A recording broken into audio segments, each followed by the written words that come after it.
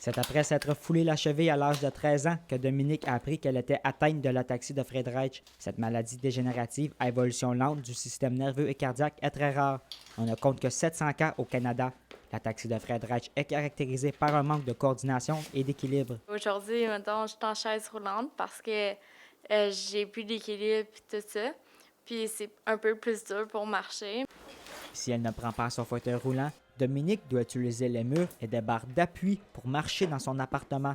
Marcher n'est pas sa seule difficulté. Il est difficile aussi pour elle de faire des tâches quotidiennes comme écrire ou cuisiner. Le plus souvent d'ailleurs, elle mange des plats préparés par sa mère ou à l'épicerie.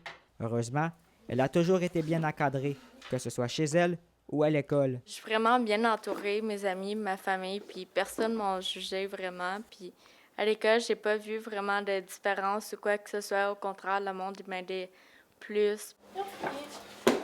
Ce n'est pas seulement le quotidien de Dominique qui a été chamboulé. Sa mère Manon a aussi été affectée par la nouvelle. Lorsqu'elle a appris que sa fille était atteinte de l'ataxie de Friedreich, c'était comme si son monde s'écroulait. C'est tout notre monde qui s'écroule parce que là, tu vois loin. Hein? Comme parents, dans l'avenir, on vise le meilleur pour nos enfants, on les voit réussir dans plein de choses. Mais Manon est restée positive et a décidé de mordre dans la vie à pleines dents. On s'est dit, non, on fonce et puis on profite, puis on fait tout. Puis c'est rare qu'on dit non à quelque chose.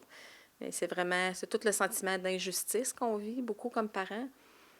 Mais en même temps, ben, il n'y en a pas de raison. Fait qu'il ne faut pas nécessairement les chercher. Il faut juste continuer puis regarder en avant. Les chercheurs ont découvert le gène responsable de l'ataxie de Friedreich il y a à peine 20 ans. Et puisque la maladie est rare, il n'existe pas de traitement pour la guérir. On a plutôt recours à la réadaptation et à la thérapie. On n'a pas vraiment de cure pour l'ataxie de Friedreich.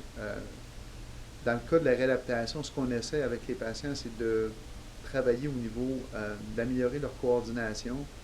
D'une certaine façon, on peut donner quelques exercices pour aider les patients à compenser ces problèmes-là. On ne savait pas la cause exacte de cette maladie-là. C'est n'est qu'en 1996 qu'on a identifié le gène responsable, le gène qui s'appelle X25, qui est sur le chromosome 9. Malgré sa maladie, Dominique continue de foncer. Pour elle, il n'est pas question de s'apitoyer sur son sort. Il faut se relever et garder la tête haute. J'ai quand même pris ça positivement. Je me suis dit que la vie n'était pas finie. Puis, tu sais, au moins, ça m'empêchait pas de. Ça me faisait pas mourir demain matin. Fait que, je garde la tête haute. C'est avec cette attitude que Dominique est devenue une porte-parole pour la fondation Make-A-Wish en Ontario. Une opportunité en or pour elle. J'ai continué à sourire, puis je me suis dit, il y a peut-être des portes qui se ferment, mais il y en a d'autres qui vont s'ouvrir. Comme à cause de ça, j'ai pu faire partie de la fondation Make-A-Wish.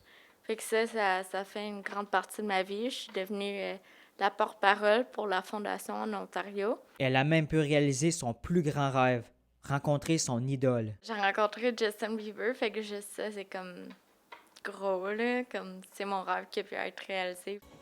Ainsi, malgré l'énorme défi que la vie a mis sur son chemin, Dominique n'a jamais abandonné, car il y a bien d'autres rêves qu'elle veut réaliser. Francis Gourde, pour La Cité, à Ottawa.